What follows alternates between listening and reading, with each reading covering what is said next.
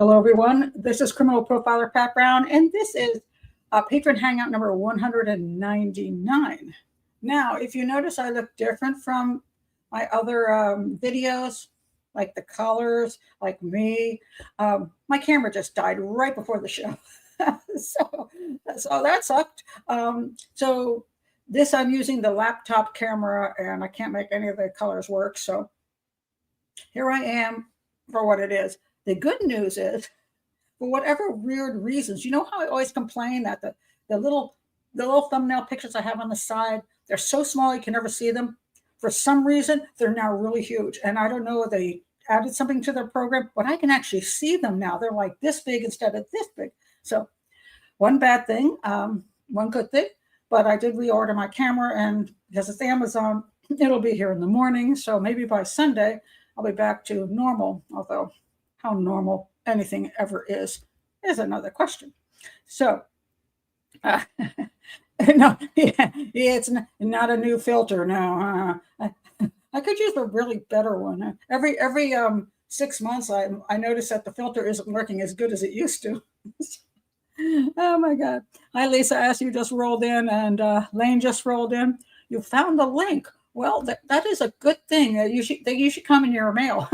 So, oh, and for all of you who are getting the double emails, I have contacted Patreon. It is a glitch in the system. It's not from my end, it's from their end, and they have their techs trying to figure it out now. So hopefully you'll stop getting two of everything.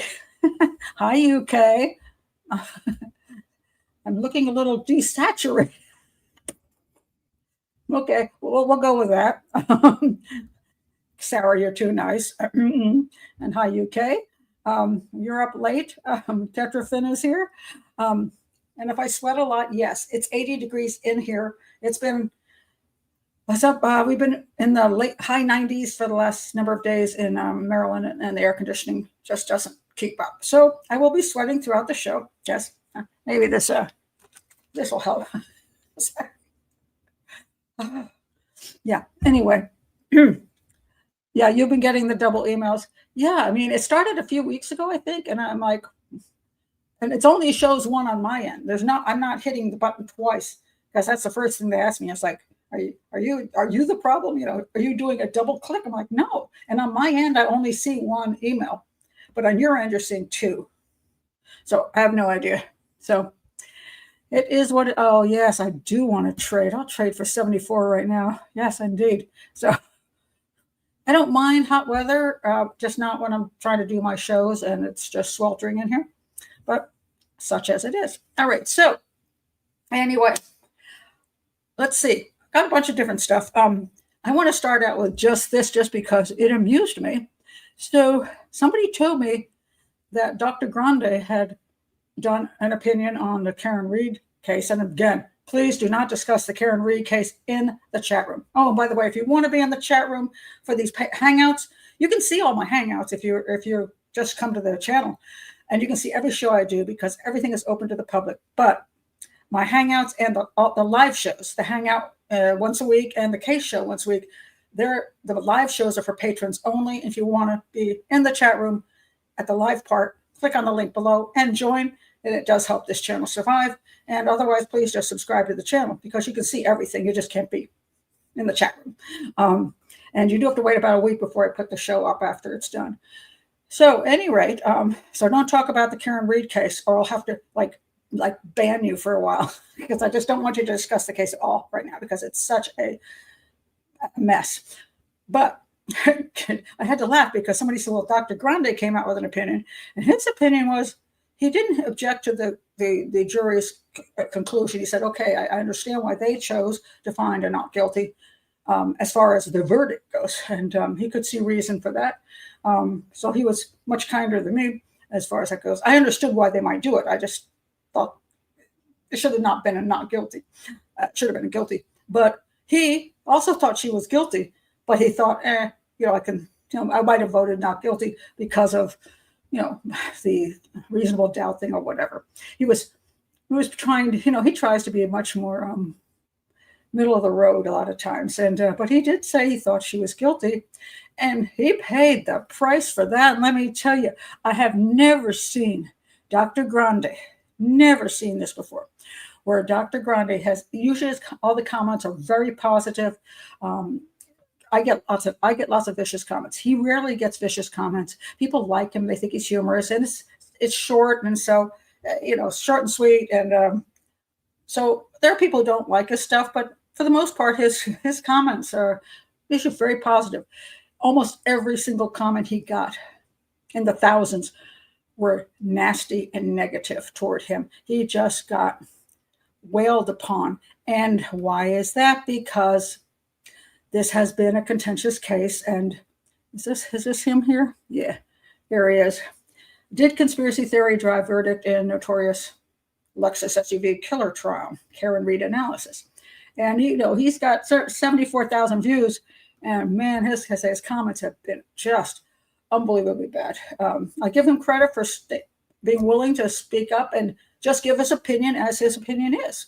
And again, the level of nastiness is it's a real shame. It really is a shame. And this should not be happening. But what we see a lot of times in this world is not only on cases, but I'll show you a couple things recently. Just the things that people believe, and then they get upset. They really get either super like cheering. They cheer about something, or they get really angry, and they're doing this based on sometimes not having that much information, not even the information not maybe even being true. Let me show you a couple of examples, because I thought it was these where are these? Oh yeah, here's one. This one. Some save kittens, others save big fish. A hero is a hero. You should see the thousands and thousands of comments on this. What a great, wonderful guy. I mean, they just love him. Except he wasn't saving that fish. He had hooked the fish, and that was part of a fishing competition. They're just simply removing the hook and putting the beast back. But because people don't know a lot of details around it, they make an assumption. Here's a really bad assumption. So this one came out from Nicky the God. A black man went into the hospital after a car accident, complaining of a headache and fearing a concussion. But instead of getting medical help, the nurse mocked him, calling him Drunky McDrunk Pants and insisting he was intoxicated despite his repeated denials. She was rude, dismissive, and called the police, who accused him of being belligerent. He eventually took a breathalyzer just to end the harassment and passed. Now he is preparing to sue the hospital for their misconduct. And you can see there are 1.1 million views. Massive number of people angry, just furious at this. They're disgusted. Now,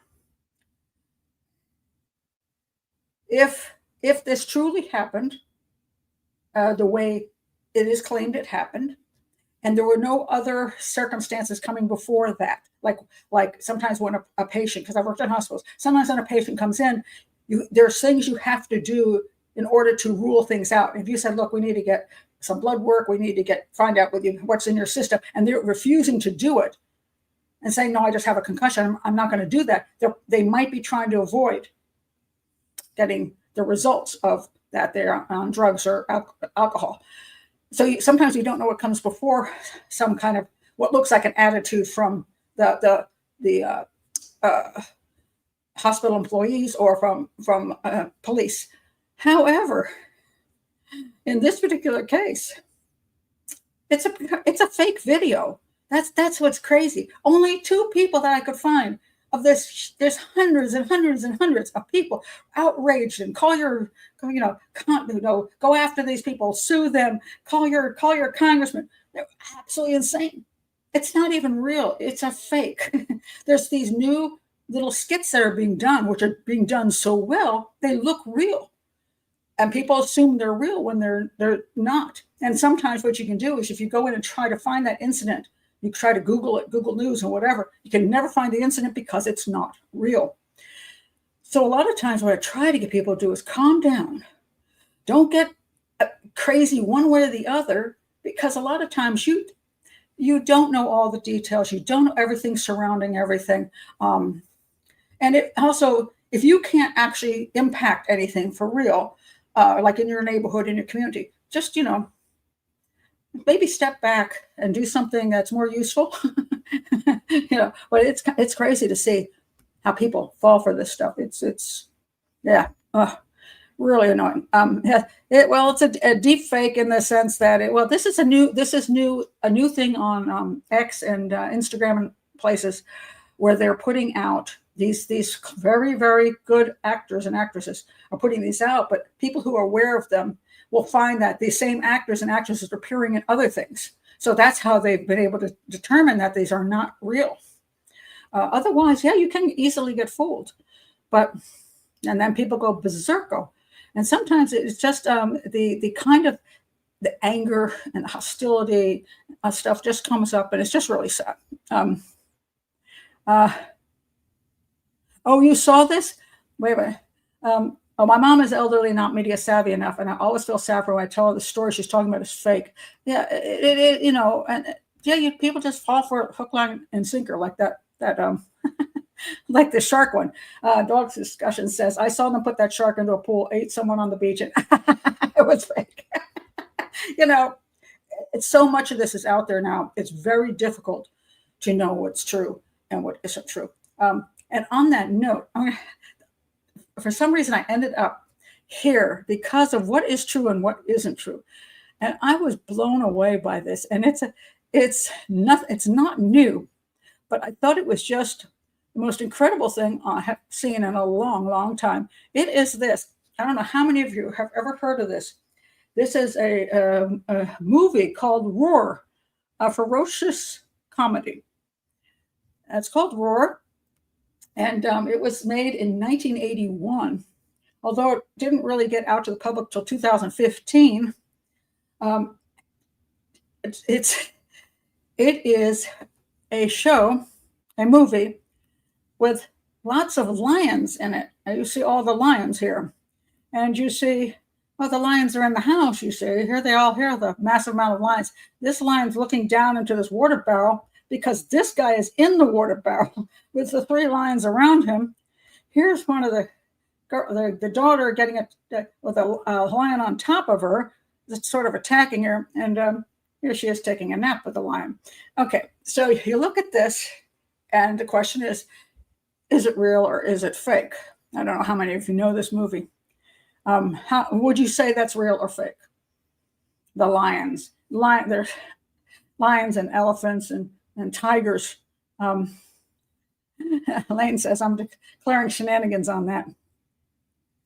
No, those are African lions, Indian tigers, elephants, all kinds of animals.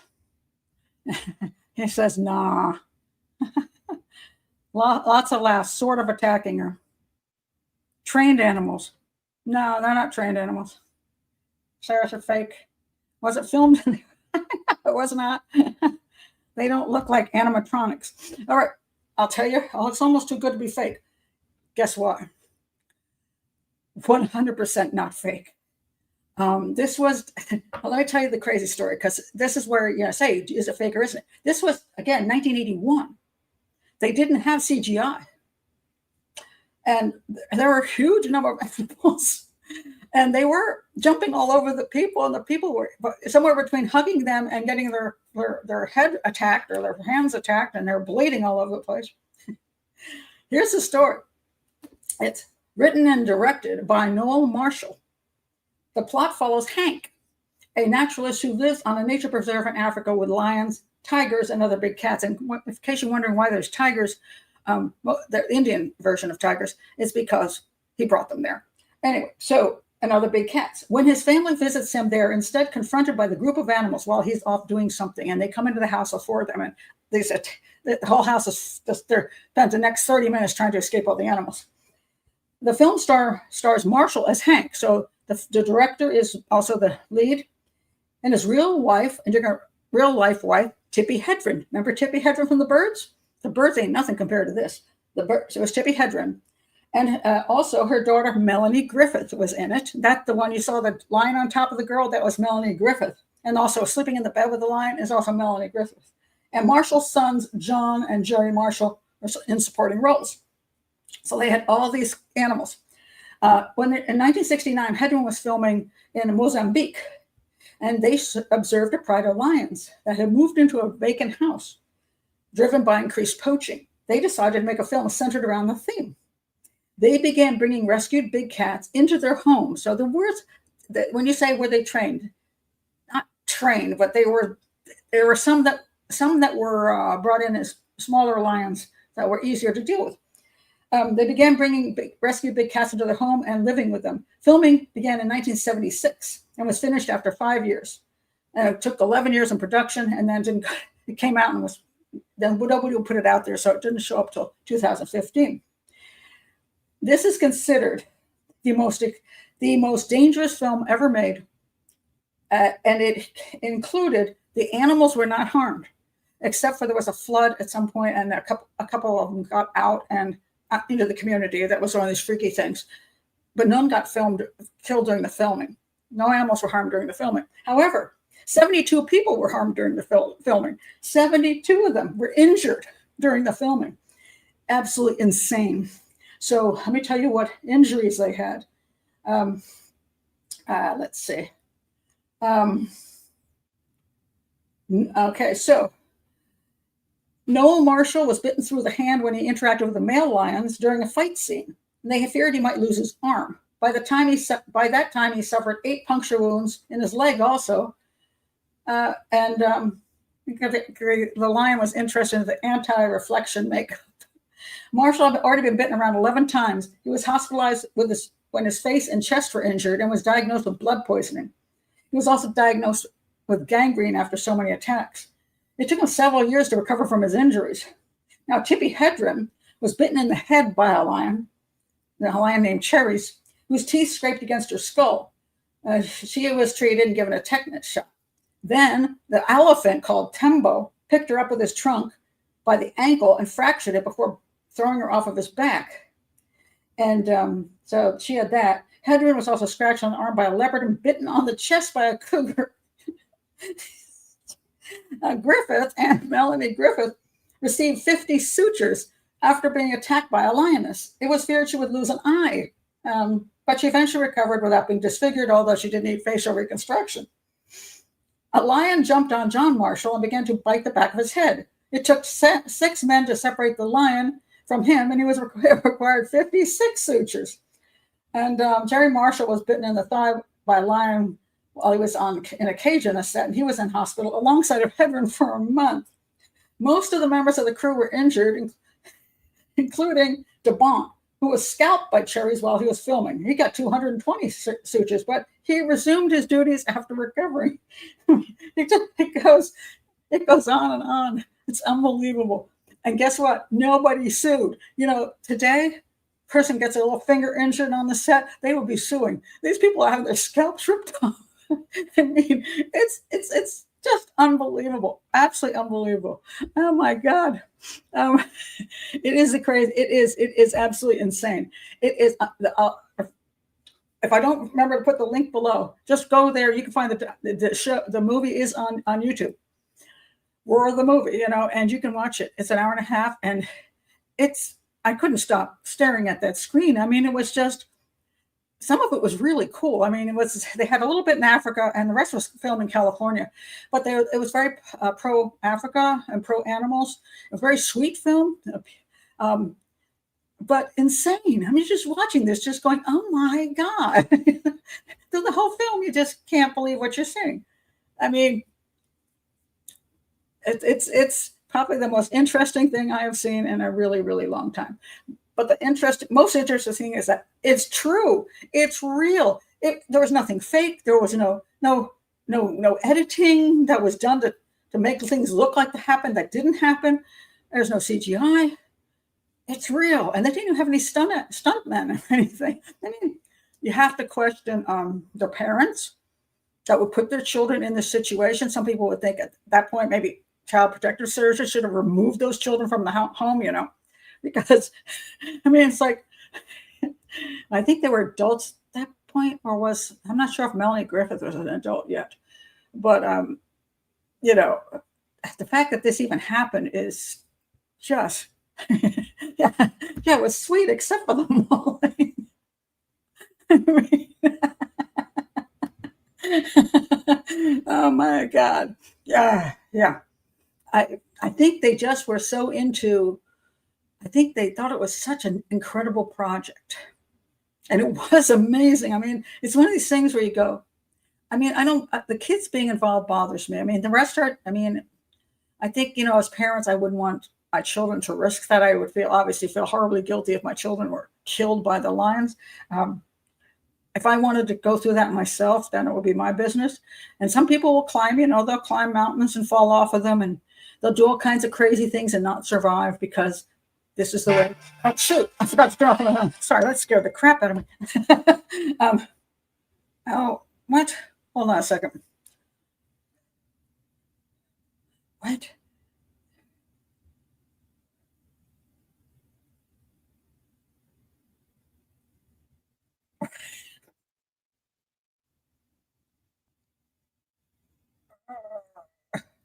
Okay. Oh God. This is my daughter. Hold on a second. um, whatever's being typed here, I can't understand what she's trying to say. Oh dear. Sorry. They just left for the beach, and the dogs. I think the problem is they're doing the movie at the house next door to me because apparently it left the dogs, and now she's worried that the dog, if it gets into the bedroom, is going to eat the new bed because it already ate the couch. So you see, it's real life. Oh my God. No, not Cinnamon. This one. She's got the new dog, the big new dog, the Cane Corso. He's the sweetest, big, huge puppy in the world, but he ate the couch, or the couches, and everything else. So now, apparently,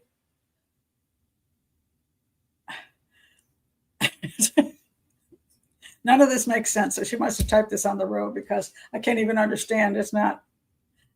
Anyway, I'm waiting for her to respond to tell me what she actually means. So anyway, apparently her house is like the set of Roar. Oh my God. Anyway, so anyway, check that movie out. It is fascinating because it does, again, tell you what's real and what's not. And in today's world where the media has so much control over the agenda and how things are presented, a lot of times you just honestly don't have a clue who's telling the truth and who isn't, what's accurate information, what's not accurate information. Very, very frustrating.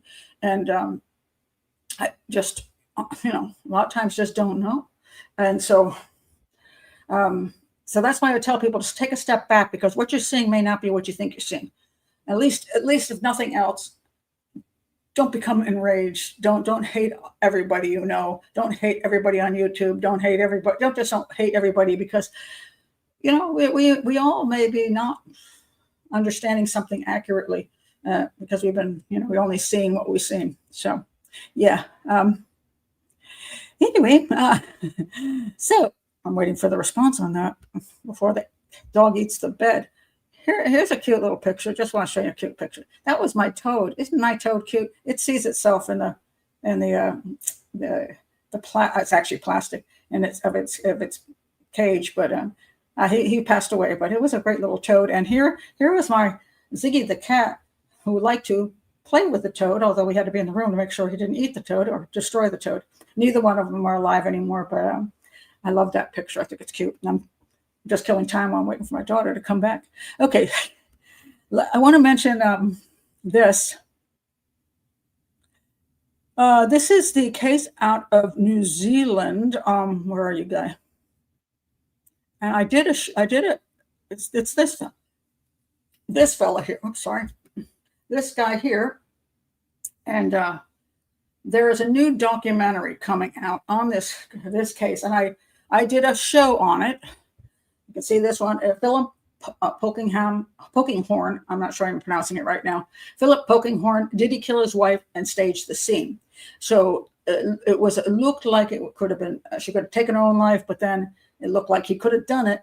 And so this became a big, huge case in New Zealand. And there's a new documentary coming out, 3-part series. Am I going to watch it? Probably not, because I don't have time. And I've already made my determination. He is a character and a half, shall we say. And when people say that I'm against the jury, or, I'm always siding with the prosecution, I actually sided with the jury. Found him not guilty of killing his wife. And I actually agree with them. Not guilty because of a reasonable doubt. But in this case, in this case, the reasonable doubt for me was that the evidence was not absolute that he did it, and there was not enough absolute evidence that she didn't take her own life. It was a really interesting case where you just needed that much more over here, that much more over here. So you could have your thoughts, but I agreed with the jury that I don't know why the jury came to their conclusion, but in my video, I'll tell you why I came to my conclusion. I would find him not guilty, although it could be. But I think I almost believe I would say 60-40. She took her own life, but I still have that 40% he could have done because it was very difficult. The physical evidence, I think, lent more to the fact she did it, because there's some things that didn't really work well for me if he was involved with taking her life and the things that happened after that. And there were a couple of things that were concerning as far as that, would she have done this way, certain things. So I came down with a not guilty on that. And the other thing people try to say is like, oh, you didn't like Karen Reed. And that's exactly why you found her guilty. You see she's guilty. You hated her. It clouded your judgment. No, I don't like this guy. I mean, this fella here,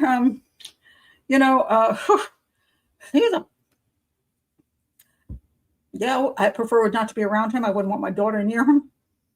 He's a meth head. He paid for prostitutes. He's a liar. He's all kinds of things. I don't like him. Now, I didn't know her, so it's hard to say. She seemed to have a lot of issues herself. So I don't know if I like her or don't like her. So, but what I always say is, I'm not influenced whether I like somebody or not. I'm influenced by the evidence only. And that's what anybody should be looking at. And I am not pro-prosecution or anti-defense. What I want is the evidence to be presented properly in good faith on both sides, although that often doesn't happen. You can't necessarily trust the prosecution, nor can you trust defense lawyers. Although you can chances are most of the time you can trust them less, simply because they can do a lot more things and get away with it than the prosecution. So, but I want, in good faith, I want to know that the evidence is accurate that's being presented. So all the proper evidence is put in there, and I can look at it and say, that's the way I'd like to see things. I want to mention one thing that he said, which I thought was funny, though. So this is just came out on June 15th. It's a Sky original documentary series. And he says this, where is it?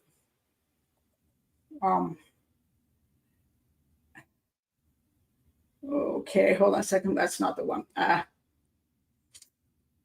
Okay, here we go. He said this funny thing to me, which made me laugh. He said that, I've got to find it here. They told me, they talk about the producer of the show. He was approached by former Sunday journalist Chris Cook and private investigator Julia Hartley Moore while he was on bail awaiting trial. He gave them an interview.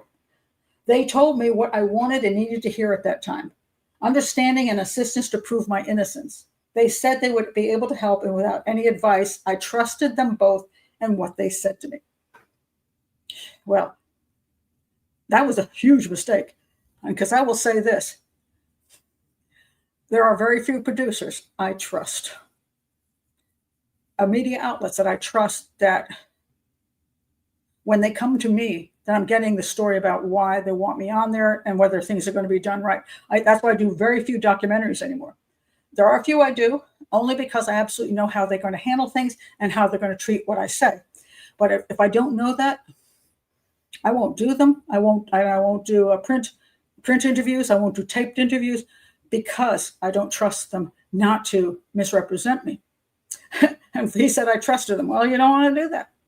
Seriously, just do not want to do that. Whether you're guilty or innocent, you don't want to do that. So I just thought that was kind of funny. So hold on, my daughter has just come through. Never mind.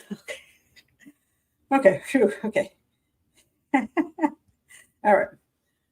It's all solved. The bed will survive. Doug Carden documentary. Do we need one? Oh, please, no. I would need some meth if I were on one of these juries. Sometimes you think you might need that. You know, it's a horrifically difficult job. And somebody was talking to me about was it the Channel 4? It was called a jury, and then they had the two different juries. It's a stage thing, but they presented both juries, two separate juries, with exact same evidence. So they both saw the same exact. It's fake, but they saw the exact same courtroom trial, and they came up with opposing verdicts. And I think that's fascinating because that's my point. That shouldn't be happening. In other words, if you present the evidence, one would hope that 9 out of 10 times, if not more, the juries would all agree. If you put 10 juries in the room, you come up with 10 people with the same verdict because they say we analyze the evidence, and that's the way it was. Maybe on rare occasions that would be maybe not, but you don't want to be 50-50 that, flip a coin. As a matter of fact, if that's the way it is, why bother with the whole damn jury anyway? Just say, hey, let's flip a coin. Oh, dang it.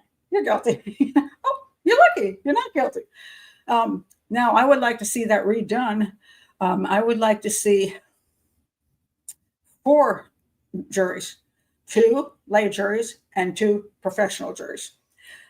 I would like to see what would happen. Now, I have general confidence that the professional juries should come up with, for the most part, should come up with a proper verdict.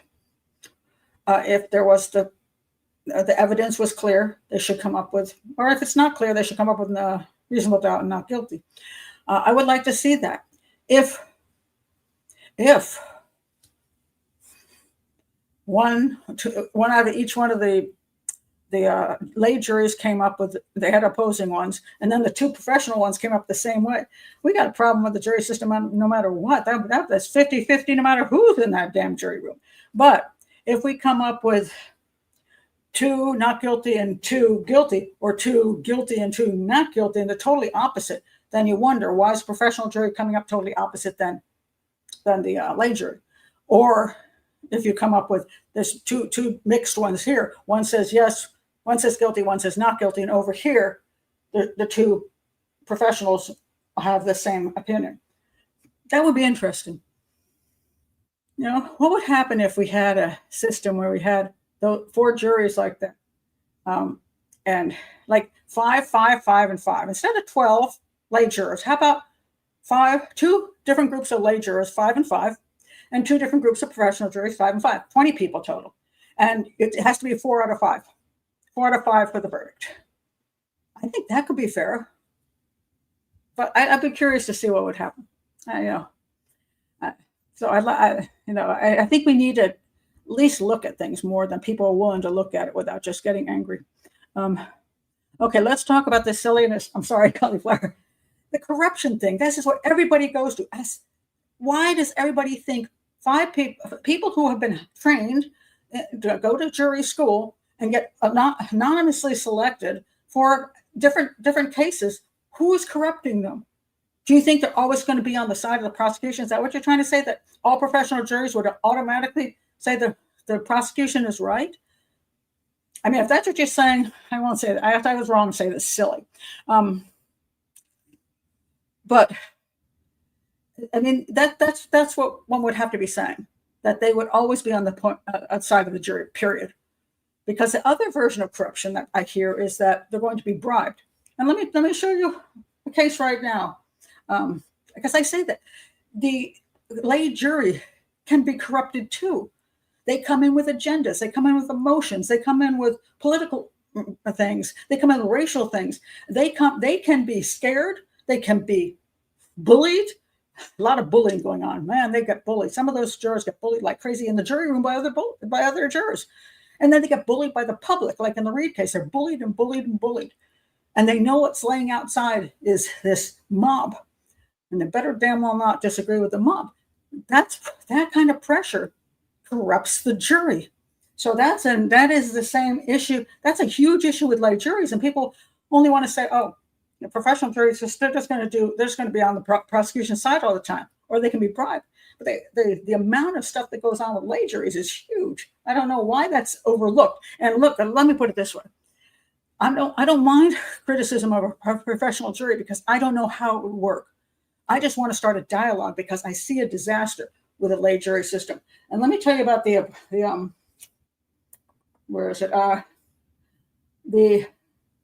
issue about bribery. This was one that was caught, mind you. It was caught. Where is it? Hold on.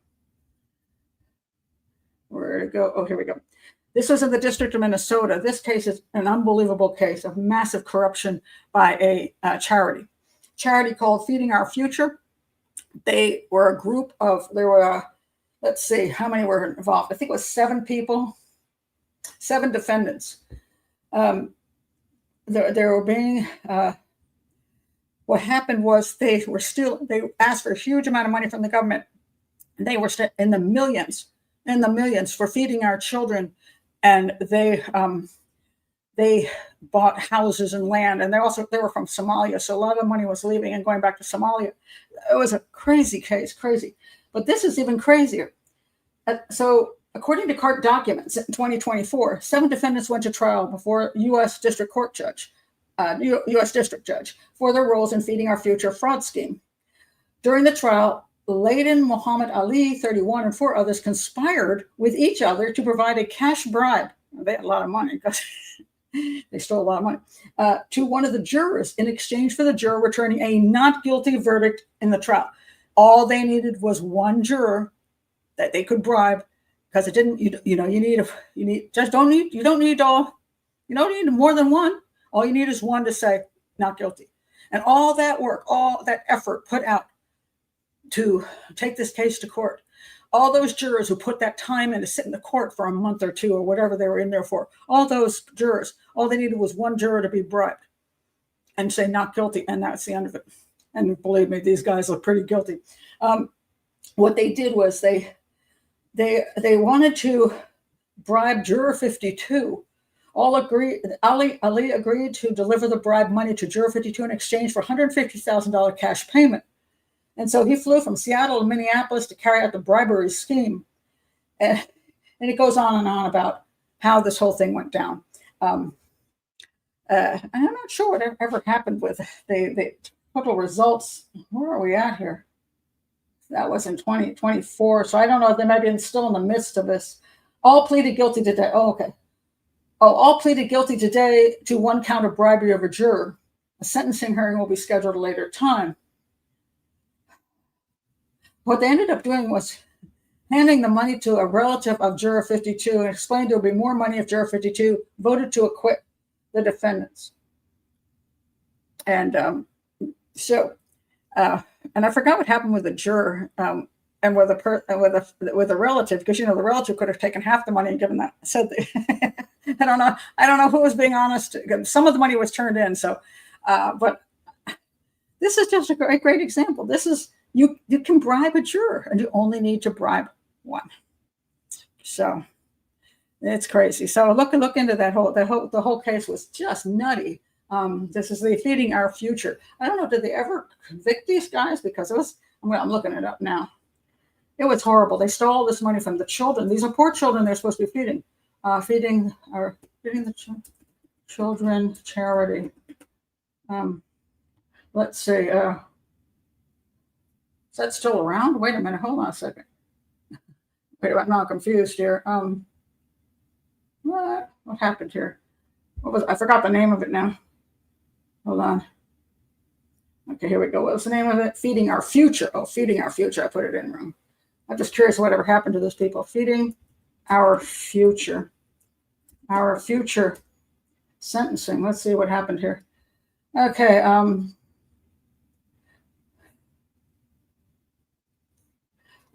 Okay, several individuals of Feeding Our Future fraud scheme have been sentenced to prison for their roles in the fraudulent scheme. Okay, this guy siphoned off $47 million from little children. He was sentenced to 17 and a half years. That was Mukhtar Sharif. Then Sharon Ross, she was sentenced to 43 months in order to pay $2.4 million in restitution. And she also had to forfeit all the property she bought. Sadr Noor got 4 years and 3 months and had to pay $5 million in restitution. Muhammad Jama Ismail got 12 years and also passport fraud. Amy Bach, the founder and executive director of Feeding Our Future, was found also guilty of multiple charges. They haven't sentenced her yet. That's how much they stole from hungry children. It's not nearly enough. And God knows how much millions were spent trying to put these people away. They did finally get the executive director, and she was the one that was kind of like the conduit between the Minneapolis. They were giving the money out. She was kind of the big conduit. Sharon Denise Ross, she got 43 months. That's all she got. Jesus, that's pretty pitiful. Just a disgusting case, absolutely disgusting. But again, they tried to bribe the jury. So there you go. All right, let's move on. I want to mention, okay, this is just weird because, Christian Bruckner, somebody they got him out early because there was this outstanding fine of 1,446 pounds. No, euros, sorry, euros, from a previous conviction. And supposedly one of their police officers, like an FBI, like their FBI in Germany, paid that because she thought he was being the charge was silly and he shouldn't have been charged with it. And she claims she never met him. But who does that? First of all, it's not your business to pay for fees to pay fines for criminals. Even if it's wrongly charged, you should argue that point. But she's a former employee. So that was weird. So that's just a strange little thing. So let's go on to Morphew. So poor woman, poor Susan. Susan? Is it Suzanne or Susan? Let me find the article on this. Hold on. Okay. Where is it? Okay, Suzanne Morphew, sorry. Suzanne Morphew and her husband, there he is. All right, Barry Morphew and the kids who believe that daddy didn't do it. Okay, so the grand jury has just indicted him. This is the second time he's been arrested. And the first time he was arrested, it's interesting that they dropped the charges because they didn't have her body yet, and they didn't think they could prove, first of all, that she was dead, and two, that he absolutely, the links from his home and everything else didn't necessarily link to her being murdered. And when I look at the evidence, let me find the other article I wanted to pull up. Okay, here we go. So originally, what did they have originally? So originally, if we go back to the stuff here, let's see. The marriage wasn't the best. They were talking about divorce. She was, at least. She was having a secret affair and even texted him, "I'm done. I could care less what you're up to," and have been for years. "We need to figure this out civilly." She was leaving him, which is always dangerous. So there were inconsistencies with his statements surrounding the date she disappeared, which was Mother's Day on 2020, and where he actually was. He claimed he was He claimed to be at a job site in Broomfield, but one of his employees said they were supposed to travel together to Bloomfield, and he took off without telling them the report goes on to detail multiple instances of video capturing Mariame Morphew throwing things away in Broomfield into separate trash cans, and locates him at a hotel in Broomfield when he got the call that Suzanne was missing, not at the job site like he said. Then, what else did they find? They found that report also shows that Morphew and Suzanne were alone in their home during the time of her disappearance. It outlines times the pair's cell phones were connected to cell towers and times they were turned off in relation to times they believe their location is important to the case. Now, also, if you remember this, which I think is huge, investigators found a tranquilizer rifle and a new dart brand tranquilizer darts in a gun safe in the Morphew home. Investigators were able to find a needle cap consistent with the darts after pulling apart the dryer in the home, along with the shorts he was wearing the day she went missing. All right, that's a lot of evidence, and that's why they arrested him, because they had a lot of circumstantial evidence that they thought this guy's guilty. And somewhere along the way, considering the way things go in court these days, I'm pretty sure that the prosecutor said, you know, I think the jury would find a reasonable doubt because they don't have a body yet, or any proof that the thing, even the tranquilizer thing, although that's pretty suspicious, has anything to do with what happened to her, because we don't have proof that this dart went in her body, right? But now they do.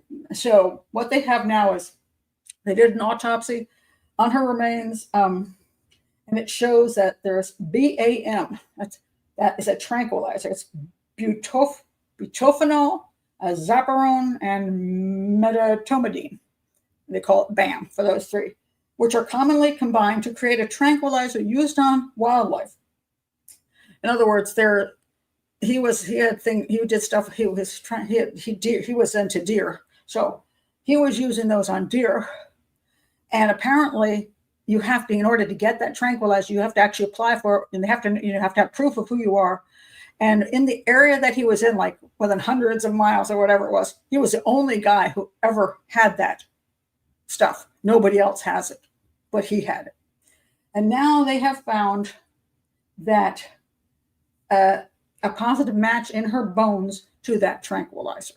So since they found her body, the autopsy, the toxicology, whatever, pulled out that tranquilizer stuff. So now they do have, he had the darts with that tranquilizer, the only guy around. So, I mean, the defense might say, well, you know, other people have that tranquilizer. Maybe they're out there tranquilizing animals. And she went by on her bicycle and they just, you know, they could say that, and you could get a jury to go, you know, even though they say he's the only one in 100-mile area or whatever, I don't know that we can believe that. Somebody could have moved there, gotten it someplace else and moved there. See, this is what the defense will start doing. Somebody else could have had that. Just because he had it doesn't, and he has it for legitimate reasons, because that's what he does. This is the whole thing that he does. He's got legitimate reasons, but that doesn't mean somebody else didn't see her go by and they had that same kind of gun, dart gun, and they used it on her. So that's what a defense, they're probably already working on that right now, trying to come up with some other way that somebody else had the same tranquilizer. Because other than that, you know, he did it. I mean, it's going to be very, very obvious with all the circumstantial evidence and that stuff in her bones. When he put the dart, he's sitting in the dryer, you know. I mean, that's what I would call a very solid case. And if that was presented in court, I would find him guilty. Whether a jury will, because the defense attorney is going to work very hard, as you know, on some fancy whatever, to try to place doubt on the prosecution. They'll start saying, well, maybe that was planted, because planting is the newest thing. If you got the guy, Judge, you're right. You got to start saying there's corruption. There's corruption. They couldn't get him in the first time. So when they found her body, they injected this in her body to make it look like that, or they paid off the medical examiner. The corruption thing will roll, because that's the only thing they've got, really. And maybe somebody else could have done it. And maybe they'll look around to find some wacky guys, some hunter dudes or something out there, some that have maybe a sex crime history, and they'll say they could have been in the area and they could have done that. And then they'll say, well, you know, the problem was the police never looked at anybody else but Barry. So since they didn't properly investigate all the other people that could have done it, well, then They just focused on Paris. They didn't do a proper investigation. See, I can already start being a defense attorney right now. That's what I would say. So that's interesting. Surname, Susan says, the surname Morphew is of English origin, is derived from the Old English word more, meaning murder or homicide. Well, at least it's nice he lives up to his name, you know. This is true. Thank you. Some people take reasonable doubt to a crazy level. That's because they don't understand what reasonable doubt is. No, and you can tell people till you're blue in the face what reasonable doubt is, but they just don't get it.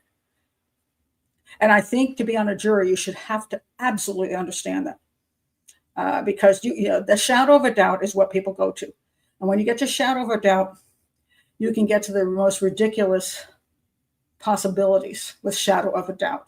And you can start creating a Hollywood scenario that, well, yes, I mean, everything points to this, but let me tell you how it could have been. And they come up with this crazy wild story. And then that person goes, you know, it could have been that. And that's the shadow of a doubt that that has been implanted in their head, that in spite of every shred of evidence, if you get this much of a doubt, and you're never, you know, there are times when there's two different issues here. Like I said, with the case that I went with the jury, I did have reasonable doubt. I still lean toward, well, I don't know what I lean toward. No, actually, I'll say that, I don't know. It was really 50-50 on that one. There was a lot of physical evidence stuff that didn't seem to support homicide and did support she took her own life. Let's go to the Much, Marvin Much, which I just did the show on. I would say in that case, I think he's guilty. For sure, I think he's guilty. But in a court of law, I might have found him not guilty. The reasonable doubt would have been that in spite of a lot of his bad behaviors, there was missing evidence to absolutely put him at the stream the girl was found in. The shoes that appeared to be the shoes of the killer, they weren't connected. There was no connection to him. So there's no physical evidence connecting him. No, he was in the area, but no witnesses putting him with her in the stream. He had stupid stories, and I don't believe him. So where the New Zealand case, I'd go with 50-50. The Much case, I'd go with like 90-10, but because that 10 is missing, I would probably very reluctantly find him not guilty. But there was no reasonable doubt in the Casey Anthony case. Some people might have had their shadow, but there's no reasonable doubt at all there. So there's that thing is going to probably plague us forever. Yeah, that sucks, doesn't it? But you know, you can't believe witnesses anymore either. So, you know, they're all liars. You have to have a video, and then you have to make sure the video wasn't edited.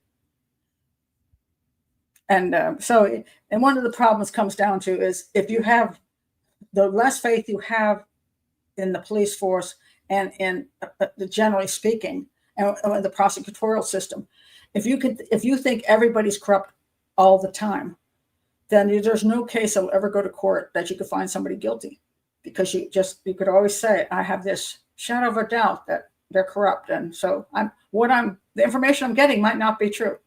Just like I told you in the beginning of the show. I don't know that they overcharged her. I think she was alive when she put that tape over her mouth. I believe she chloroformed her and then taped her and then let her die. So I don't think she was overcharged. I think Karen Reed might have been overcharged. But because I think that was a little iffy as to whether she was totally aware, I say I don't want to discuss this case, but if you think she did hit him with a vehicle, and let's not get into it, then the question would come down to, did she purposely hit him with a vehicle? Then did she purposely or did she just back and hit him with a vehicle, know he was in trouble but left anyway, which could support a murder 1 charge or murder 2? Or was she just so freaking drunk that she hit him and just ran off and then didn't go back and and you get her with a manslaughter charge. I would have gone with manslaughter just for the sake of having the case get out of the motive issue. But that's just me, so let's not discuss it. Okay, let's also mention, so this is going to be interesting. I think Morphew, they've got a great case now, and I'm really super glad that there is evidence, at least it appears to be, and I hope that they don't screw it up. Okay, I want to talk about Anne McCarrick. I did a show on Anne McCarrick, American woman who went off to Ireland because she loved Ireland and then didn't come back. And now they have a suspect after way too many years. Well, I'll tell you the thing that really bugs me about this case is apparently, let me tell you hold on a second. Oh, come on. Let's not do this. Okay. Okay, so this happened back in 1993. She was last seen in Dublin's Sandymount area on March 26, 1993. And the suspect that they have now, she had spent some time with him just a week prior. It's believed she was with a suspect who was arrested last week on suspicion of her murder. So what she did then was she was in a pub with the suspect, and then she supposedly the following day she felt remorse about this. It was a secret affair. He had a girlfriend apparently, supposedly, and then she felt guilty about it. And she returned to Ireland from New York in late January 1993, and she decided to end it. And then we don't know what happened then. She never got the chance to break it off. Or did she? As she vanished on March 26th and hasn't been seen since. I don't know how they say she planned it. She came back in late January. How she would, 2 months later. I mean, she obviously would have a chance to break it off prior to that. Or did she? Was she still seeing him and trying to figure out what to do? And did one day she tell him? But anyway, Irish investigators and police officials have known that the suspect, who last Thursday denied playing any role in her murder, when questioned by authorities, but he's had a girlfriend during the same time period, and he maintained a secret relationship with a U.S. citizen. Now, again, she's remorse, blah, blah, blah. The current successful businessman, now a suspect in his 60s, has a history of violent behavior, and investigators viewed him as a person of interest in her disappearance. However, he became a suspect, but this is what blows me away. However, he became a suspect after the investigation shifted from a missing person inquiry to a full homicide investigation in March 2023, 30 years after the university student vanished. They upgraded the suspect's status. Supposedly, his brother kind of said something, so they upgraded his status as a suspect, but he has been released because they don't have any actual evidence as far as I can see. Let's see. What's this? They got the cadaver dogs out, and the guards say that the probe is far from over. Well, apparently you're probing because you got nothing. So it was upgraded to a murder investigation, but it took 30 years, as if the theory being that she could have just run off, which I found absolutely not likely at all. So I believe they should have looked at this as a murder investigation way back when. But they haven't found her body. So again, like the Suzanne Morphew, no body, oftentimes no case. Because they know, how are they going to prove something when we don't know what happened to her? You know, could she have run off and could she have run off depressed and jumped into the ocean and, you know, went out to sea? Possible. So because there is a possibility of that, how are you going to arrest? Well, they arrested him. I think they're just, I think they're allowed to do that there, and you can like talk to him, and then you have to let him go after a certain amount of hours if you can't get anything out of him. Yeah, and apparently they didn't. So I don't think that case is over unless they find her body there. It's not gonna go anywhere. But is that part of the Irish Triangle thing? I can't remember if she was in that supposed area or not. I did a thing on the Irish Triangle, but I don't remember that she was in that. My favorite word. What? Okay, what was it? Besides the P word, we all know what the P word is. What's my favorite word? Besides psychopath. So I'm waiting to hear on that, Sarah. People have insights into me. They do. Oh, just to mention this quickly, they're still looking for this guy, and they haven't found him yet. And this is the guy that killed his 3 children. There's a manhunt for him, and he's got good skills for disappearing into the mountains and all that. And they haven't found him, but they're thinking he could be dead. In other words, and that could be true. He could be gotten to some point where he said, they're going to catch me, and I'm not going to go through all this crap. So I'm just going to go into some cave and off myself in a cave, and they'll never find me. Ha ha ha! Let them search for me for the next whatever. I mean, I could see him doing something like that. But here's the thing I thought was the stupidest statement ever. The statement was,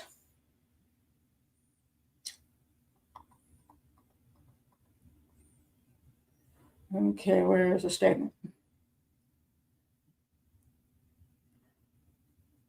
Oh, authorities warn that Decker should be considered armed and dangerous, but insist they have no reason to believe he is a threat to public safety. How are those two things in the same sentence?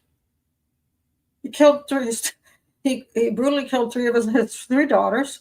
He's on the run. He's got weapons. You say he's armed and dangerous, but he's not a threat to public safety. Why not? I mean, who makes a statement like that? It's the stupidest thing I ever heard. Armed and dangerous, but not a threat to public safety. I guess if you leave him alone, he won't hurt you. Or does he need a car one day and he just comes barging into your house and shoots you all dead and takes the car keys? What if he needs some money? What if he just wants to kill people, just to go on a spree and mock the police? Sure, not a danger to the public. What a stupid statement. Let me go back up here.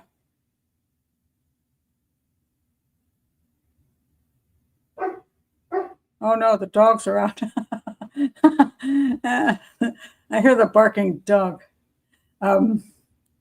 Sarah's not going to tell me what the thing. He's not a threat in the same way his wife said there were no red flags. Oh, there you go, cauliflower. You nailed it. I mean, let's ignore the red flags and say, no. In spite of all that, don't worry about the guy.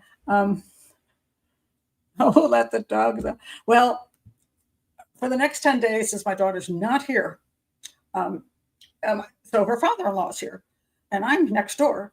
And but the problem is, when she's around, or my granddaughter's around, I always tell them I'm doing a show, and then from those 2 hours, I make sure the dogs don't go out.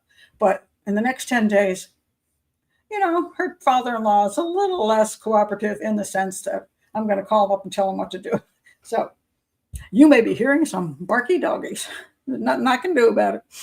I do have the background quieter, but it doesn't necessarily work. Oh, okay. Let's talk about Diddy for a second. Okay, so Diddy, little Sean Combs. I did the show I did on him where I said he's being charged with a whole bunch of stuff. And slime bag that he is, I believe I said in that show that I believe 2 of the charges were reasonable. One was that he transported prostitutes across state lines. That's illegal. And so he can be gotten for that. And the other one was the RICO charges, where his whole business is covering up illegal acts, which would be prostitution, transporting prostitutes, and drugs, and having illegal drugs. If he's got his organization covering that stuff up, the RICO thing makes sense to me. I did not think the other charges would hold at all, because I didn't see that for all the things that everybody was saying that he did. He made me do this, he made me do that. there was a lot of evidence he didn't really make them do those things, that they chose to do them because they wanted what they wanted from him. And everybody was acting in a very, in my opinion, a really despicable way. But they were choosing to act in a despicable way. So it was a little questionable how much he forced them to do this, other than making them, having them be in a situation where, hey, if I go along with the program, I'll be famous, or I go along with the program, I make a lot of money, or whatever, I get to be around a famous person. Or I thought it was just, they kept going on about, the girl, bringing the girlfriends and trashing him, which he's trashable. But I'm like, I'm not seeing the other ones. And that's what I said last time. And it says here now, prosecutors in the Sean Diddy Combs sex trafficking and racketeering case informed the judge they will no longer pursue that the hip-hop mogul was involved. Did I say a muggle? Sorry, I mispronounced that one. Mogul was involved in attempted arson. That was the guy who supposedly tried to blow up his car or whatever. And attempted kidnapping, which would be the issues of basically forcibly keeping people there to do whatever he wanted them to do. So they're dropping those. Those two alleged acts were included in the government's racketeering conspiracy charge, which is count one in the indictment. The government is no longer planning to proceed on these theories of liability, so instructions are no longer necessary in those. So originally, the indictment said he engaged in racketeering conspiracy that includes transportation for the purposes of prostitution. I think yes. Witness tampering. Yeah, because I think because he paid off that guy in the hotel. I don't know who else he's paid off. Just shut the hell up. I'm okay with that. Bribery. Yeah, okay. Forced labor. I question that. Drug-related offenses. Okay, he has illegal drugs for sure, and he had people muling for him. So yeah, I'm good with that. But they also included arson, aiding and abetting arson, and conspiracy to commit arson under California law, and kidnapping, aiding and abetting kidnapping, and conspiracy. And they dropped that. And I think that was wise to drop, because I didn't think they had the evidence for it. So I think they were throwing everything at the wall. And then as the trial went on, they were realizing it's not sounding like those things actually are totally accurate. So they've dropped those. So they're trying to get something that the jury will convict them on. I think the jury will convict them on something, but I'm not sure what. No, they didn't say it was. Gun charge? I don't know if he's getting off on the gun charges. Is it getting off on the gun charges? I heard that he had guns and they were like filed down, and somebody said no, that wasn't accurate. But racketeering.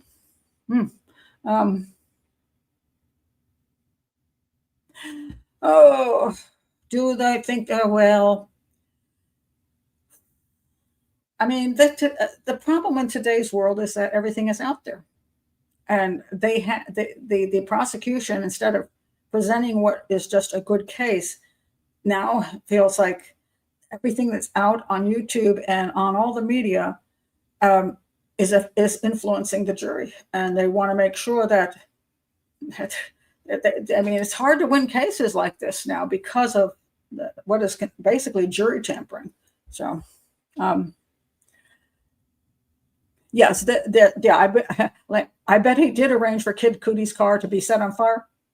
Now, whether they have enough evidence is another matter. I think they did not have enough evidence. I think that was the problem with that. So again, that would be where you say, probably going to say probably did it, but I would not convict him on it because I don't think the evidence is there to prove he did it. So that's where your reasonable doubt is. That's not a shadow of a doubt. That's reasonable doubt because you just don't have enough evidence. Now, if you saw him throwing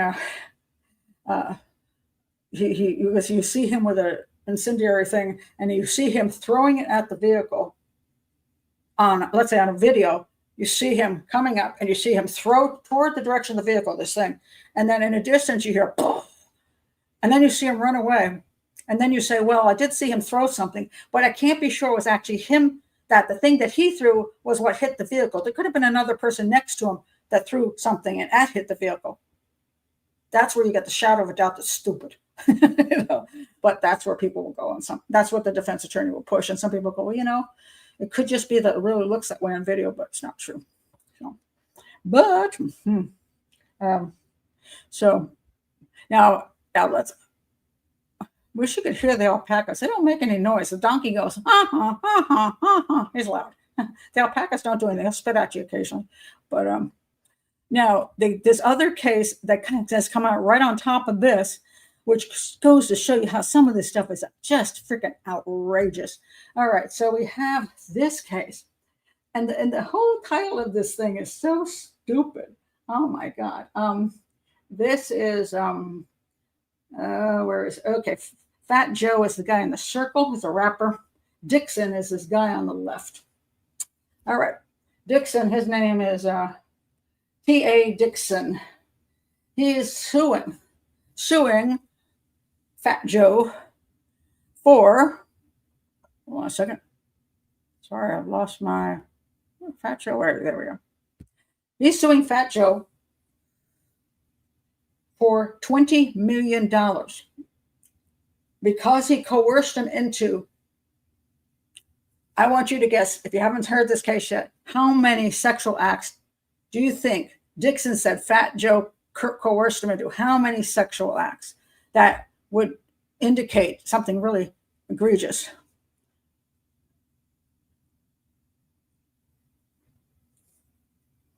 Let's see if you even come close. You're going to throw numbers out. Come on, guys, some numbers. How many? He alleges he engaged in sex acts with minors, the rapper did, and coerced him into more than how many sexual acts to maintain his standing? Oh, yes, it is more than one. Well, there's somebody who is very wise. You know, you can't lose on that one. Come on. Is Fat Joe dead? I guess not. 500. Oh, come on. Don't be ridiculous. 35. Don't be ridiculous. I'm going to put it up on the screen. Here we go. Ready to see this? Wait a minute. Where the hell did it go? Where is it? Oh, I have to go with it. Here we go. 4,000. 4,000. Okay. Caitlin says, what? All right. His story is this. All right. So he's alleging his former boss, whose real name is Joseph Antonio Cartagena, engaged in coercive labor exploitation, financial fraud, sexual manipulation, violent intimidation, and psychological coercion. I mean, nobody seems to have an ability to walk away these days. Anyway, he said there were just, okay, this comes with a trigger warning. Seriously, the complaint filed in the U.S. District Court, Southern District of New York, details so many disturbing claims about Fat Joe's alleged sexual relations with women, including minors, that it contains a trigger warning on the first page of the 157-page document. Oh, I saw the cat come in. All right, what's in this? For 16 years, he served. This is the same thing we get with the girlfriends of Diddy. I'm sorry. I get it if you were 1 week, but at some point, maybe you have some responsibility. For 16 years, Dixon served as Fat Joe's so-called hype man, a common figure in hip-hop who supports the artist by energizing the crowd and enhancing the overall performance. He also contributed as a lyricist and a background vocalist on such hits as Congratulations, Ice Cream, and Money Over Bitches. According to the complaint, he had an unrivaled vantage point to observe the rapper's offstage lifestyle and behavior. Okay, so this is what he says happened. Oh, it is the cat. Hi, cat. Did you go to the wrong way to find your food? Dixon stated in the complaint that Fat Joe forced him into, quote, humiliating situation, including sex acts performed under duress and surveillance, accompanied by threats of abandonment in foreign countries if he refused compliance. Okay. Well, if you're making a reasonable salary, I'm pretty sure you have a thing called a credit card with you. And if he abandons you in that country, you get on a plane and come home. By his own estimation, he says that he was coerced into more than 4,000 sexual acts to maintain his standing within the enterprise. He claims that he personally witnessed Fat Joe engage in sexual relations with children who were 15 and 16 years old, and lists such Jane Does, including a 16-year-old Dominican girl in New York who was in exchange for cash, clothing, and payment of her cell phone bill. And then Minor Doe 2 was Caucasian and U.S. citizen. And then there's another Minor Doe 3, a Latina female, blah, blah, blah. And then he said he was in love with Minor Doe 3. He even contemplated leaving his wife. Okay, whatever. So he said that now we have Fat Joe is saying this is all a pile of crap, and who knows how much is and how much isn't. But seriously, 4,000 times, and you can't get home if you don't do something. You're a big guy. You're a big grown man, and you can't figure out how to get home. Get out of here. There we go.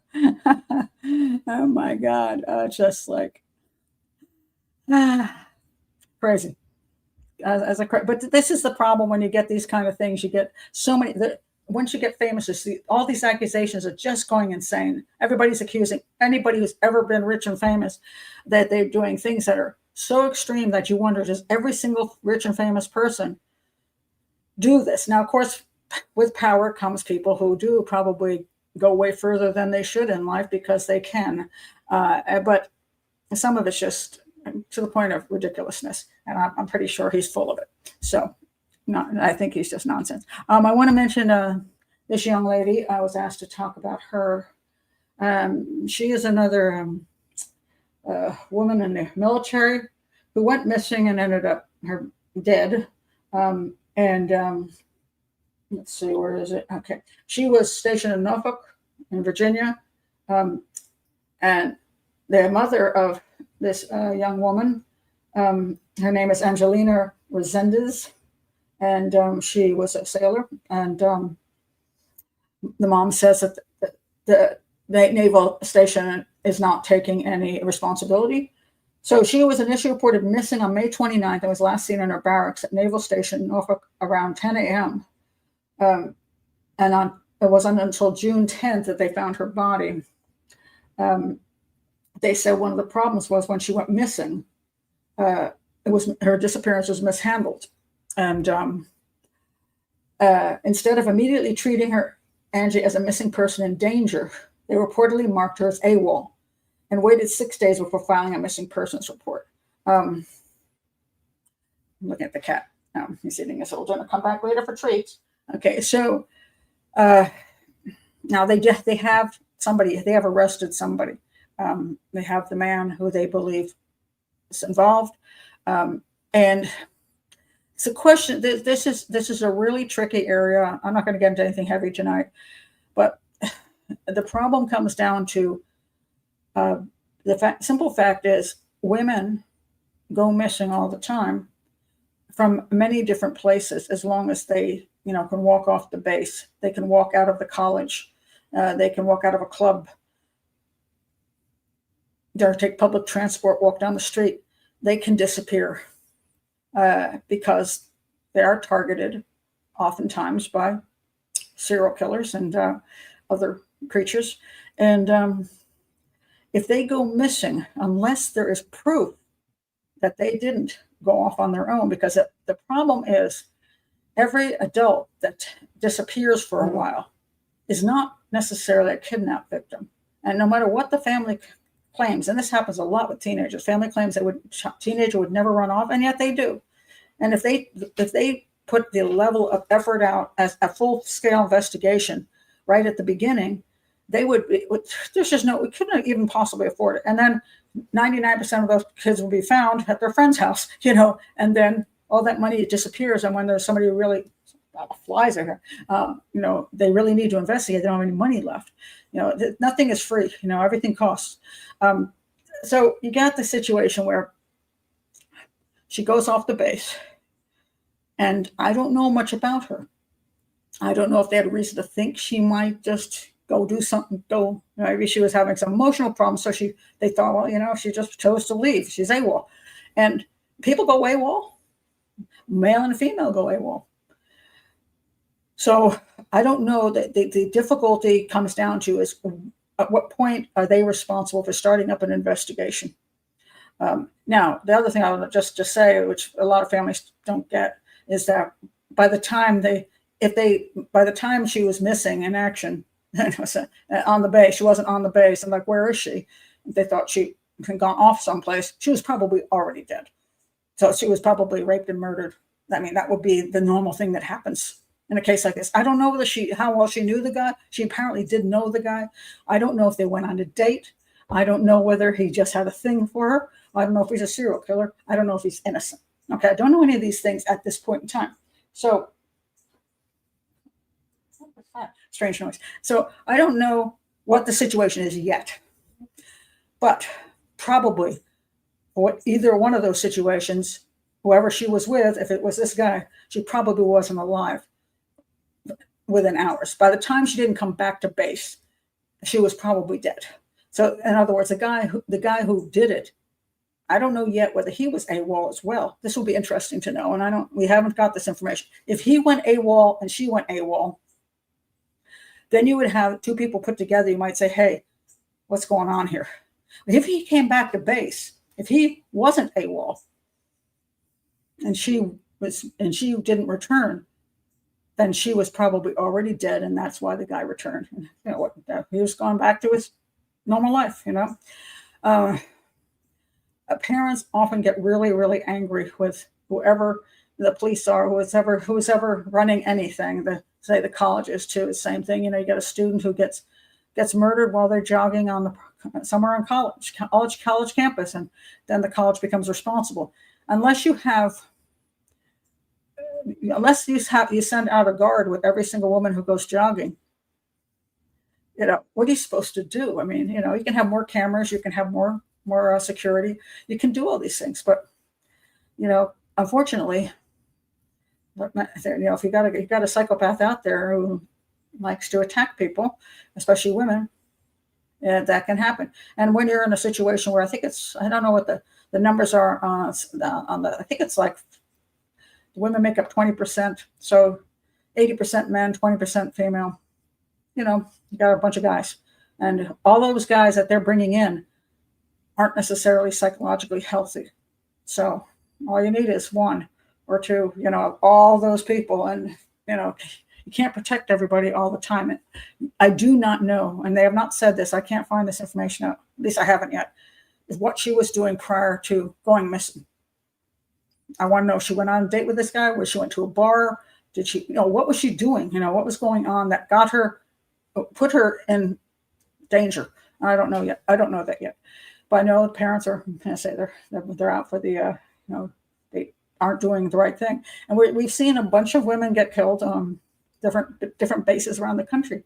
But bases are like small cities. They really are. They're like small cities. And therefore, you have to expect that every once in a while, somebody's going to get murdered in that small city. And women in that situation might get murdered more than men. But, so you can't stop everything. And you can't say, oh, the military isn't doing their job when it's a city.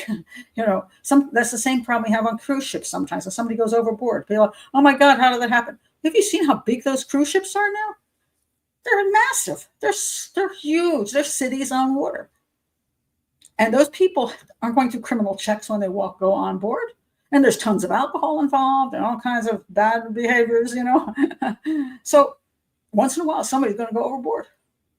And then they say, oh, it's the cruise line's fault. How is it the cruise line's fault? What are they supposed to do? It's an entire city. So, I live in Bowie, Maryland. I mean, if somebody gets murdered in Bowie, Maryland, should we sue the city right away? What city didn't do something? What didn't the city do? It's a city, and police can't be there to stop murders. I mean, that sometimes they do, but I mean, that's not really going to happen very often. Otherwise, the person's not going to commit the murder if the police are around. So by the time the police get involved, the person's usually dead. So we'll see what happens with her. It's very sad. It's terrible. She seemed like beautiful young lady, but I don't know that I could blame the Navy for it. So I think that is absolutely true. Now, if you realize something has happened and she hasn't gone AWOL, maybe you could. What the reason you want to do the investigation sooner than later is to preserve evidence. That's much more important, because you probably can't save them, but you can preserve evidence. Finding the body sooner so that that nothing goes wrong. The body can be brought back in as much of a one piece as it can be. You could do all the autopsy, toxicology. If there's evidence that wouldn't be helpful, would disappear because it's going to rain like crazy. You'd like to get the body out of the rain.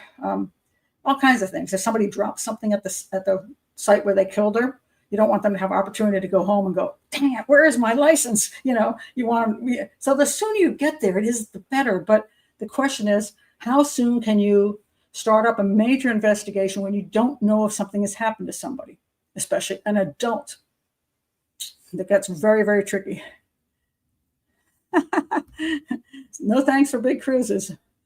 Well, as I point out, just don't get the ones with a balcony if you're going with somebody you don't trust. One of you might be cruising and the other one will not be cruising. Let's see, what else do I have here? Let's see. Wrong place. Okay, I wanted to mention, speaking of horrifying murder, I talked about this murder a while back, and this happened about 30 minutes away from me, Greenbelt, Maryland, and it was the thing that was strange about this case that when it first happened is, well, first of all, I don't think it got nearly enough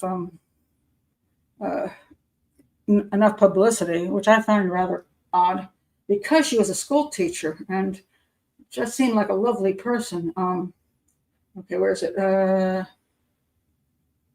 Where'd she go? Hold on. Here we go. They've convicted the guy that killed her, and what the heck is that? Sorry, I got a picture of a shoe. Now, I don't want the shoes. Thank you very much. Go away, shoes. All right. So this case, her name, she is a teacher. She was going to the park to take her walk, and it was still daylight, as far as I know. Happened, let's see, he was found guilty of first-degree murder, which I was really happy about. First degree. His name was Harold Francis Landon III. Fancy name for a serial killer, in my opinion. I don't know. I'd like to know whether he killed other women. The prosecutors presented a photo of the victim to the jury. Then they showed a graphic photo of her torso recovered from the banks of a retention pool in Clinton, Maryland, in summer of 2023. And the state's attorney, Ishaberry Boyd, asked the jury who would do something like this to such a beautiful woman. To answer the question, she played a call Landon allegedly made from jail saying, "I literally let the savage out of me."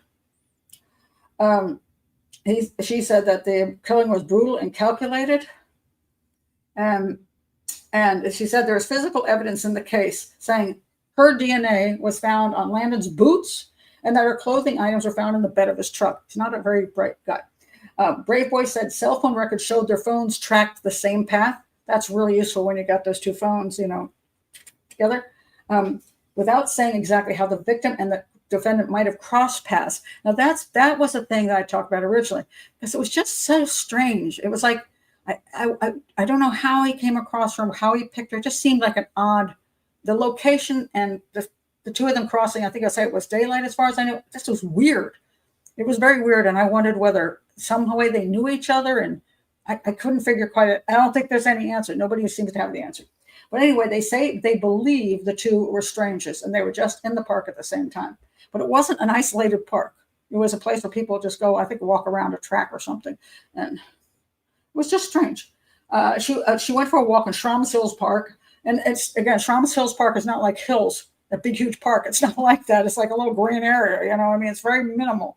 And it's right in the middle of an apartment complex. So it's a lot of little townhouses. It's right there. Everybody goes walking there. It's not an isolated place. In court, a witness told the jury he saw someone in a white pickup truck carrying something in the area where Sylla's, I'm not sure if it's Sylla or Sylla, I'm not sure. Dismembered body would later be found. He snapped photos of the truck. Good for that citizen. It was dark at that time. The same witness said he found her torso the next day and called the police. So he saw this thing. He was suspicious of it, took pictures, went back the next day. There is your citizen investigator. That's pretty amazing. I was just like real proud of that guy.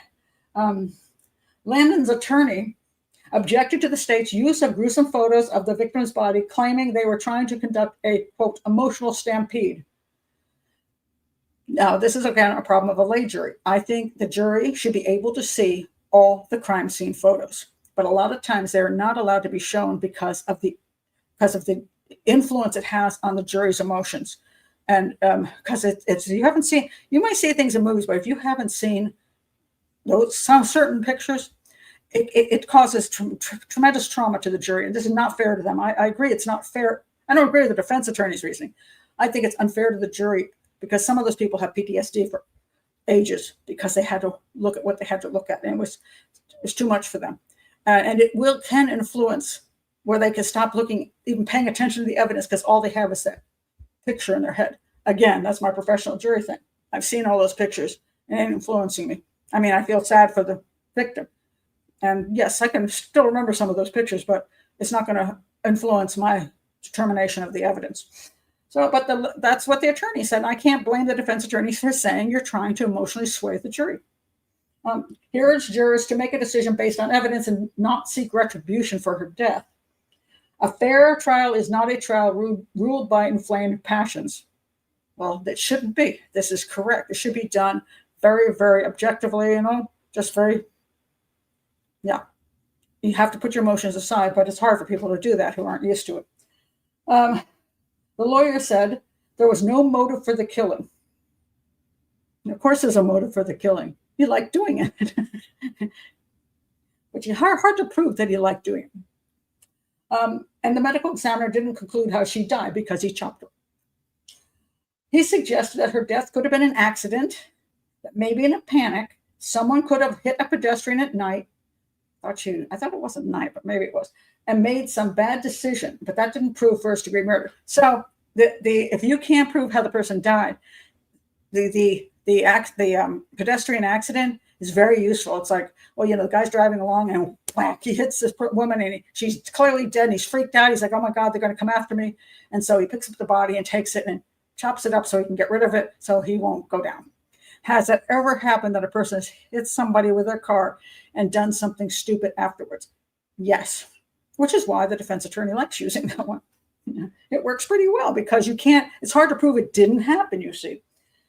However, I don't think they had any evidence of any damage to his vehicle or anything else. So he said it. So we didn't. So he says, because we don't know what the motive was, we don't know how she exactly died. It doesn't prove first-degree murder. And then he got convicted. He got convicted of first-degree murder. So jury, in my opinion, got that one right. But God knows how many appeals we're going to have. Poor woman.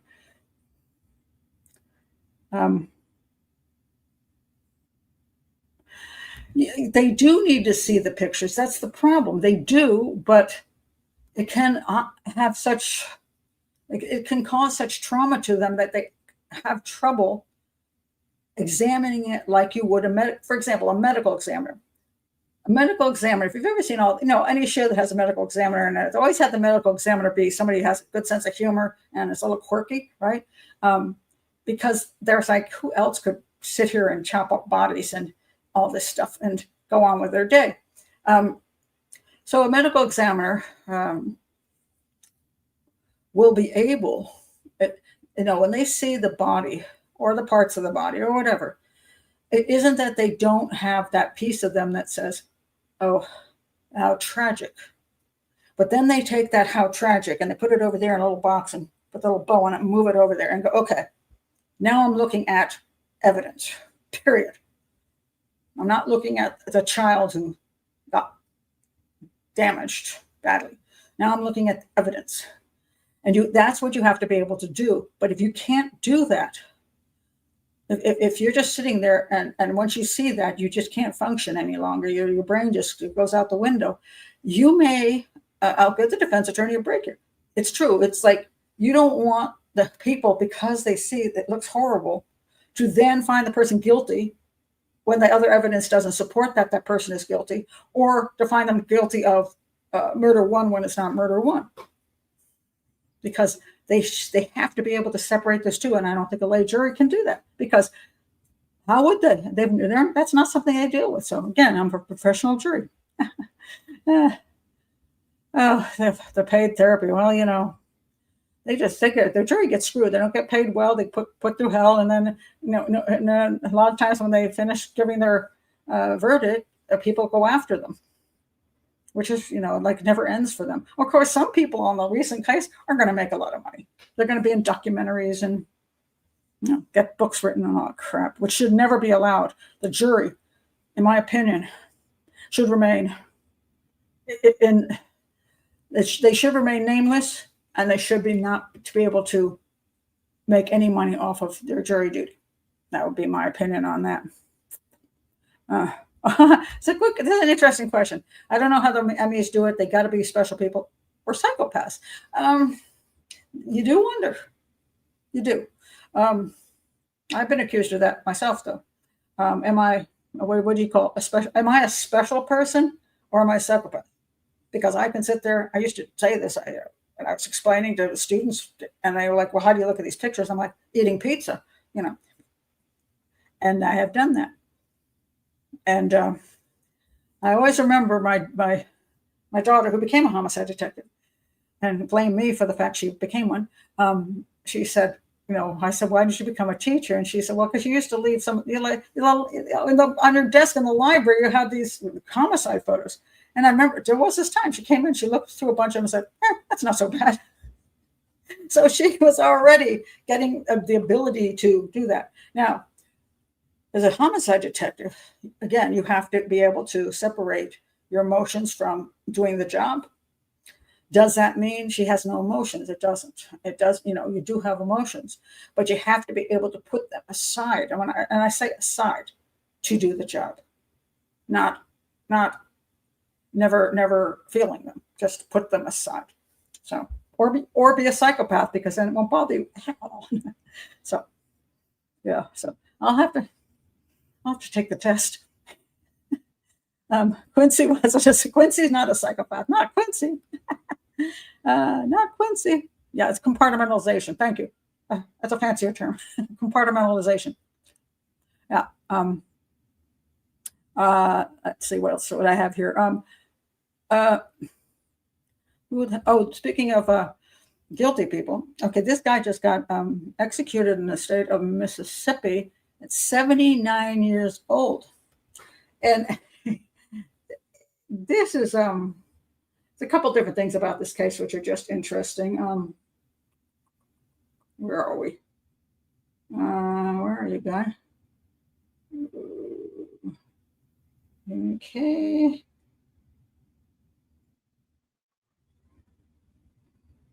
Hold on, I'm looking. Oh, there we go. Richard Gerald Jordan, longest serving man on Mississippi death row. He was sentenced to death in 1976. 1976 for the kidnapping and murder of Edwina Martyr. Now, this was a case where there was no question that he was the guilty person. And the fact it took how many years? 40. So wait, 1976, he just 30. Can't count. Wait a minute. I can't count. Okay, 25 plus 20. 49 years. 49 years he was on death row. It took them 49 years to execute him. Now, and they went through, and this is why I find absolutely unbelievable. Let's see, where is it?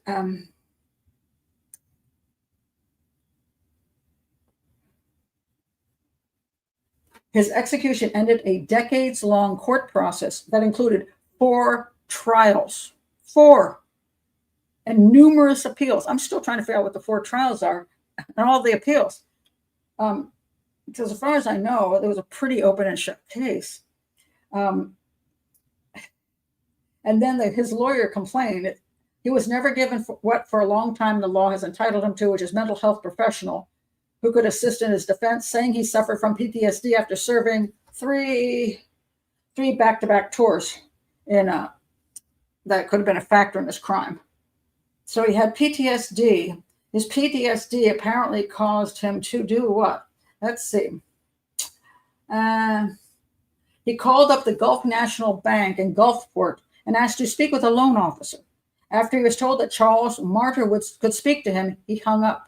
He then looked up the Martyr's home address in a telephone book and kidnapped Edwina Martyr. He took her to the forest and fatally shot her before calling her husband and claiming she was safe and demanding $25,000. Like, okay. That's not PTSD, sorry. That's a psychopath. And somebody, so the things people will believe what a psychopath will say. They'll say that, well, he claimed that she started to run away and he panicked and shot her. Well, that's what he says. Doesn't mean that's what happened, you know. And he also killed her. I mean, he kidnapped her and he killed her. And I'm going to say he's a guy and she's a woman, and the chances that she would run faster than him is pretty unlikely. So, yeah. So it took all those years to execute him. So it's like, how much money? I can't even imagine the amount of money spent on 4 trials and all those appeals on a case that was pretty much open and shut. I'm not sure even what the issue was. I may have to go really look into this, but what the heck was the issue? And if you're against the death penalty, fine, but this is just silliness. You know what I mean? I mean, to take, either don't take that long when there's no reason to take that long, or don't have the death penalty. Make up your mind, you know. But it's a very costly system. Yeah, that was just. Let's see. I want to mention this one. This is just a bizarre little case. Horrifying. This piece of crap. And I can call him a piece of crap. His name is Scott Allen Gardner, 33-year-old guy who, check this out. You know, this guy left his 18-month-old son in a truck for more than 3 hours on June 6th, when it was about 90 degrees outside. Investigators said the windows were slightly down and he had a small fan on, but it didn't help. Well, what was he doing while the child was in the truck, you ask? That's because he left his son in the truck, 18-month-old boy, to go to the barber shop, get his hair done, and then to go out for drinks at a bar. And his son died. Now, it gets worse. I should wonder why it's worse. So after Gardner arrived at Classic Cuts at 11:30 a.m., this is right at noon, you know, he left Sebastian in the car when he got the haircut. Then he went across the street to the Hanky Panky Lounge where he drank beer and had shots for 3 hours. He left the bar on 240 and drove a short distance to his mother's home and called 911. That when the Ormond Beach police arrived, the child was dead. The hospital said the boy's temperature was over 107 degrees. Authorities believe the child was dead for about 2 hours before he called 911. In body video camera released by the department, Gardner is seen begging an officer to help his son. According to the officer, later that night, he picked up his mother and they went back to Hanky Panky's for drinks. That's the part that is appalling. So, good Lord. I mean, yeah. And the funny thing is, his mother was at home, so couldn't he have dropped the child off with the mother and got his haircut and gone to Hanky Panky's? That is true. She said, what a pig. It's like, that is an insult to pigs. My Gwendolyn was a wonderful pig who was smart and cute. So I agree with you. Don't insult pigs. Okay, let's see. One more thing here. I think that might be all I have here today because we're getting late here. I think I've covered them. I'm trying to see if there's anything I missed that I'm not going to bring up next week. Probably not. Oh, well, maybe I'll do one fun one that I keep not doing. This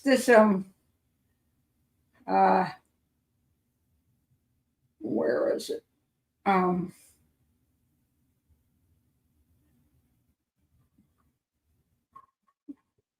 Where is it? Where is it? Where'd it go? I try to move. I try to make sure that when I don't do something the week before, I move it. I move it ahead from to the next week. But now it's missing from this one. Darn! I'm going to go back to my previous one to see if it's there because it made me laugh, and it's just like how it made no sense whatsoever. I think I've totally lost it. Yeah, somehow I managed to. Maybe I put it in the wrong place. Is probably what I did. Yeah, I can't find it. So never mind. It's gone. I'll get it on another week. I did think there was a couple things I wanted. Just a couple thoughts on the way out. All of you who are dealing with a lot of nasty comments and stuff, whether you're putting up a comment up on YouTube or you're dealing with somebody, I've learned the best way to end something is to let it starve. No response, no action, no altercations, just don't feed it. That's where the true power lies. And that is very true. A good portion of the time, I just ignore completely because it takes the wind out of the sails of the person who wants the response. I just think that's a wise statement. And the other wise statement I thought was this one. To all the girls, remember I talk about stop being in a hurry. Stop being, you have no patience. You want what you want. You want a guy in your life. And for men too, you want a woman in your life and you just jump because you're excited and you're just hoping this is it. I finally found some happiness. I thought this was cute. To all the girls who are in a hurry to have a boyfriend or get married, a piece of biblical advice. Ruth patiently waited for her mate, Boaz. While you're waiting on your Boaz, don't settle for any of his relatives. Broke as, Poaz, lying as, cheating as, dumb as, drunk as, cheap as, locked up as, good for nothing as, lazy as, and especially his third cousin beating your ass. Wait on your Boaz and make sure he respects your ass. I think that's really cute. But that's true. Because when you see people getting hooked up with all these problem people, and you say, why? Why did you hook up with this guy who just got out of prison? Why did you hook up with this guy who doesn't have a job? Why did you hook up with this guy who's got a violent nature? Why did you hook up with this guy who's got drug problems? Why? Protect your ass. I think that's cute. But that didn't look good. Sometimes it's, I will say this. The one thing you do forget about at a certain age is what you felt like when you were 20. There was that weird electricity that runs through your body and your brain is all like it's like on speed, and whatever zippy things go through your body without any drugs make you stupid sometimes because that's the way your body, your brain and your body work when you're younger. And I do think sometimes we do forget that. I know that I'm like, kind of wish I could feel that way again, but but then again, I see people my age make those same mistakes. So, and that desperation will push you into stuff you won't push you in. It will pull you in. In other words, you run toward it, and that's a problem. Yeah. Anyway, so that's it for today. So hopefully my new camera will be here and I'll be back to that. But I do like the fact I can see my thumbnails now. I mean, that is exciting to me. They're this big now. I don't know because I've never seen that before and I kept trying to make them bigger. But StreamYard did change the program. And part of it I don't like because I used to be able to move them around and now you can't move them around. So you have to get them in the right places to begin with. That's annoying. So I may have to write StreamYard about that and say, how do you move them? If it's in the wrong place, I can't do that anymore, but they're bigger all of a sudden today. So that does make me happy because at least I can see the damn things. You think the webcam looks fine. No, well, I'm going to have to compare it. I don't know. It looks a little dull to me, like the background, which is usually really yellow. It's just, I don't know. It looks dull, but Yeah, it'll have to do right now. But I like my other camera better. It'll be here tomorrow. So anyway, thank you very much for being here. It's always fun to have all of you guys here.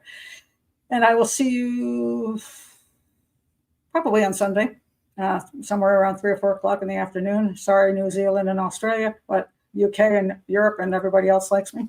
Asia doesn't like me too much because well, fine isn't perfect. Hey, I gave up on perfect. Absolutely. Well, I gave up on my cat. I guess he's not back tonight. So, by the way, just to let you know, my cat, the other day, he was in my lap, and I put my finger out to touch him, and he hissed at me, and I have to admit, I made a big mistake. I hissed back. It was like a reaction. He's like, come on.